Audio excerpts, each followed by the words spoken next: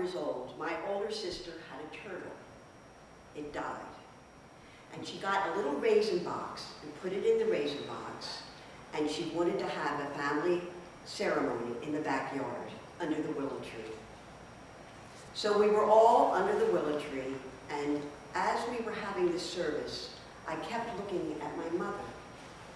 And after we were finished, I walked over to her and I said, "Mommy, what am I going to do when you die?" I never stopped asking her this. And she always answered me the same way. "Susie, you're going to be very busy with your own life, and you'll be just fine." I'm living in New York City, and I've been married to my husband Charlie for 8 years.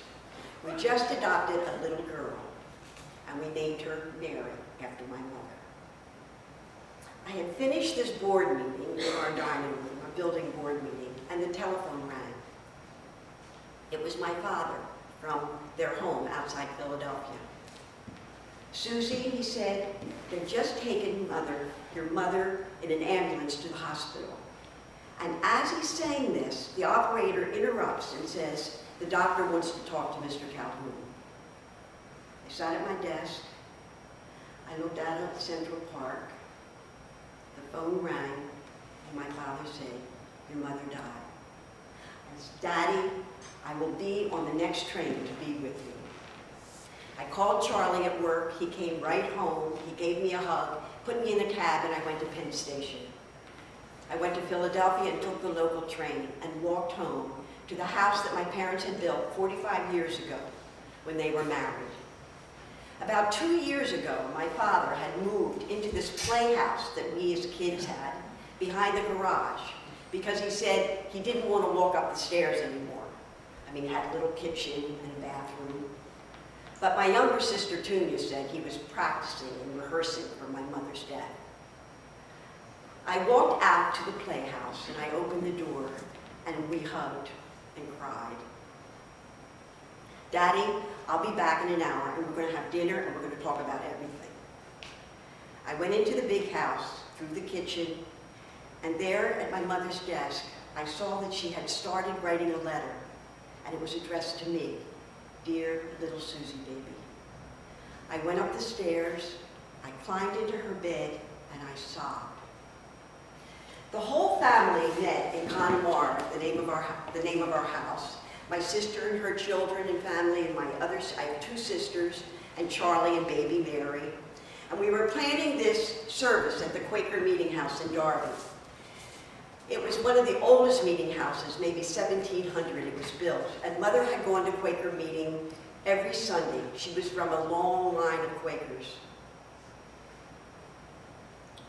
So we had decided to clean this meeting house. And on a Saturday, the kids and my 2 sisters and I took brooms and buckets and we went down to the meeting house and we scrubbed and we put flowers in the windows and we bought these little beautiful candles with ceramic vases to give to everybody who came to the service. And then later, I was in charge of picking up Mother's ashes at the Riffus funeral parlor. They were in a little white box.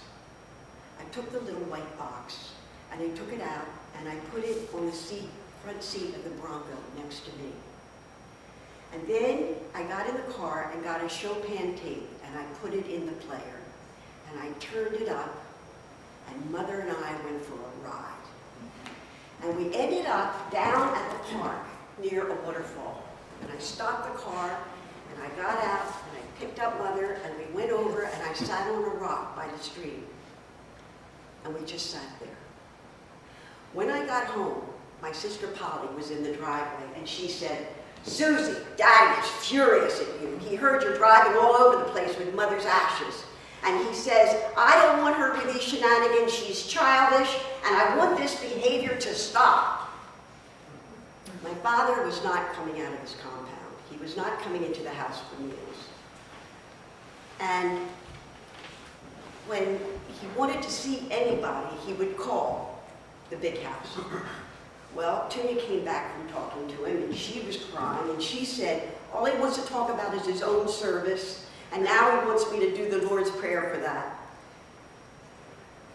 When Polly came back from her visit, she said, he gave me something to read at the service. Oh, and Susan, he's in a tizzy about you. Hours went by, and then the phone rang. Polly said, I had been summoned. Everybody was quiet. They looked at me from the porch as I walked really slowly out to the playhouse. I knocked on the door. Come in, sit down, he said. He poured 2 glasses of sherry. We drank them in silence. And then he said, there's something for you. And with tears in his eyes, he handed me, he said, I want you, Susie, to have Mother's wedding ring. And I've worn this wedding ring for 26 years now.